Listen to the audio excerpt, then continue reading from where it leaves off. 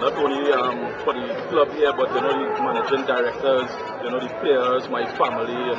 It was a collective effort. From the start, we worked hard, we deserved to win the league. And you actually see it out here tonight. When we went down a man, the players really fight for each other, and with that unity and that fight, that brings success.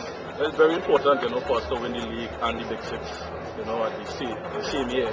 So we're going out there and play, give 100%, get the guys back up, because winning a league, some of the guys here for the first time is always a joy. So we celebrate tonight and come out and work hard. Right now it's been tremendous, but I just want to thank the supporters, the fans, the board of directors, my teammates, because it was a very collective effort. Even though my individual experience helped the team to push us to gain this title, but it was a collective effort at the end of the day, and I really want to thank my team. I really want to